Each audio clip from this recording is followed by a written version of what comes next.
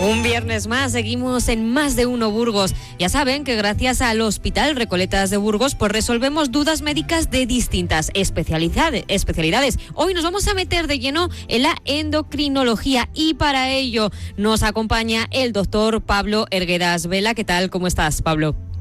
Hola, muy bien, buenos días. Pues yo creo que para empezar tenemos que resolver la pregunta de qué es la endocrinología y en qué consiste esta especialidad.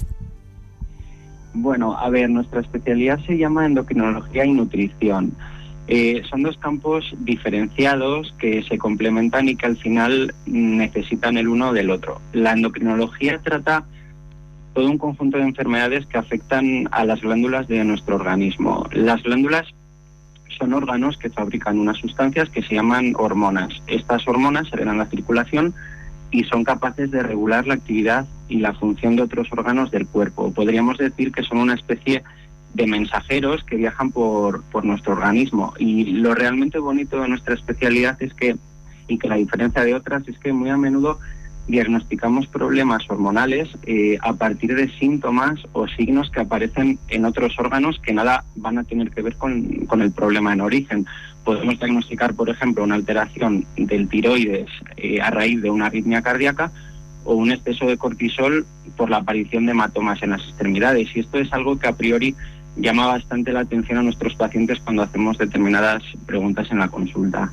Claro, desde luego que sorprenden esas preguntas porque ¿quién va a pensar que tiene relación con este campo? Porque ¿cuáles son las enfermedades más frecuentes que soléis tratar en esta especialidad? Bueno, las enfermedades con las que trabajamos son múltiples y también muy variadas. En el ámbito de la endocrinología, sin duda podríamos decir que la diabetes y los problemas de tiroides en sus múltiples variantes. Y si nos fijamos en la nutrición, pues la obesidad probablemente se lleva la palma. También destacar que tenemos mucha actividad dentro del hospital. Somos parte responsable del manejo de la nutrición artificial que se le administra a los pacientes ingresados que la necesitan, ya sean suplementos, en ocasiones mediante sondas o incluso por vía venosa en función de cada caso. Desde luego la diabetes es una enfermedad que afecta a todas las edades. Doctor, ¿por qué es tan frecuente y cómo se trata? Claro, según también los tipos. Sí, la diabetes es una enfermedad que consiste básicamente en que los niveles de glucosa están elevados en sangre por encima de la normalidad. Existen, como dices, muchos tipos de diabetes que se clasifican en función de la causa que genera este aumento de glucosa y ciertamente es muy complicado simplificarlos. La insulina es la hormona que se encarga de mantener los niveles de azúcar todo un equilibrio. Cuando esta hormona no se produce o es inexistente, el único tratamiento para mantener el azúcar dentro de límites normales es la administración por inyección de varias dosis de insulina durante el día, no nos queda otra. Esta diabetes es la que característicamente afecta a las personas desde su infancia, en edades más jóvenes. Es la llamada diabetes tipo 1. Supone un porcentaje muy bajo del total, en torno al 5%. Por otro lado, más del 90% de las diabetes que diagnosticamos no son por déficit de insulina, sino por una mala acción de esta hormona, por unos fenómenos que denominamos de resistencia. La insulina se produce, la tenemos, pero no funciona bien. Este tipo de diabetes ocurre mayoritariamente en personas adultas y es lo que conocemos como diabetes tipo 2. La diabetes, en el siglo XXI, en concreto esta diabetes que comentamos, la diabetes tipo 2, es una auténtica pandemia y lo es debido a que va de la mano a la obesidad, que cada vez es más frecuente. Exactamente, doctor, porque últimamente escuchamos, ¿no?, que aumentan esos casos de diabetes.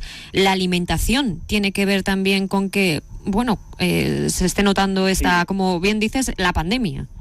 Eso es, a ver, las personas obesas tienen un riesgo mucho mayor de desarrollar, como te digo, fenómenos de resistencia a la insulina, y el tratamiento inicial y de mantenimiento en la gran mayoría de estos casos de diabetes tipo 2 no es la insulina, sino la mejoría de los hábitos de vida, hacer una dieta buena y una actividad física. Y también a veces pues tenemos que ayudar con fármacos que ayuden a que la insulina mejore esta funcionalidad. No obstante, pues siempre hay pacientes que por diversas circunstancias pueden necesitar tratamiento con insulina en algún momento de su vida. Por otro lado, comentábamos, ¿no?, las enfermedades que están, las afecciones de tiroides, ¿no?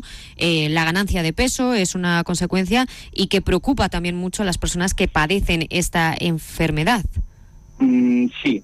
Bueno, esta es una pregunta y una preocupación muy recurrente en los pacientes que sufren de hipotiroidismo. El tiroides es una glándula que produce una hormona que regula muchas de las funciones de nuestro metabolismo. Es cierto que cuando una persona no está diagnosticada de esta disfunción, en concreto de un hipotiroidismo, puede tener una desaceleración general del organismo y tender a una ganancia discreta de peso. Pero una vez iniciado el tratamiento y alcanzada la sustitución hormonal adecuada, la disfunción inicial deja de tener una influencia sobre los teóricos síntomas de hipotiroidismo, incluyendo el peso.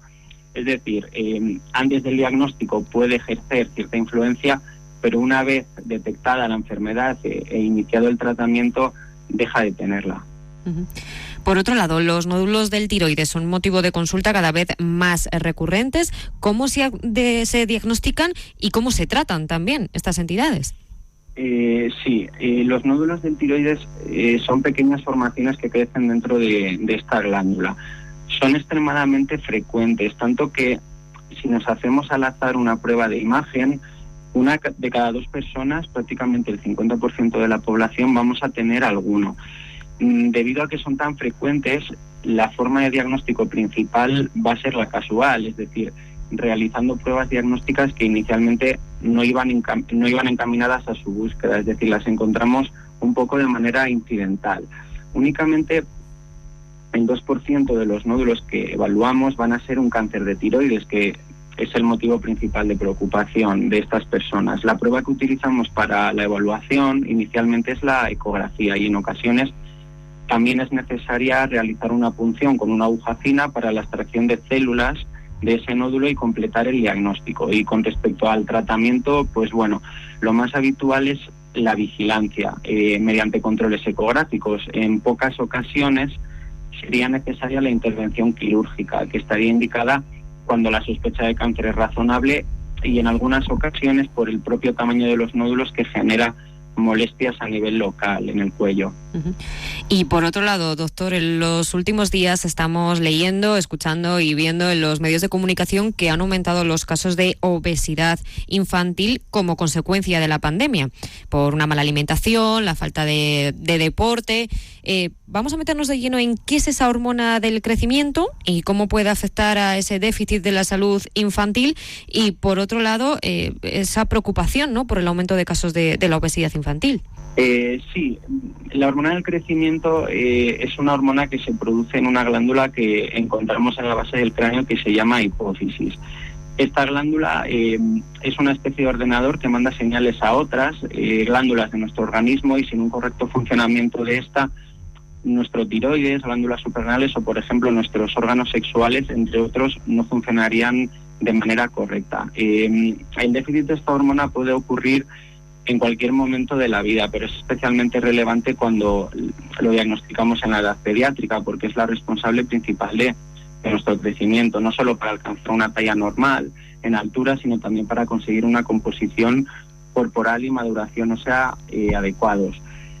El diagnóstico se sospecha la gran mayoría de las veces cuando se detecta un estancamiento prolongado en la curva del crecimiento de un niño o de una niña y posteriormente realizando las determinaciones analíticas pertinentes. Una vez iniciado el tratamiento, lo que buscamos es la normalización de la curva del crecimiento y se mantiene hasta haber alcanzado una talla y maduración ósea normales para el individuo en cuestión.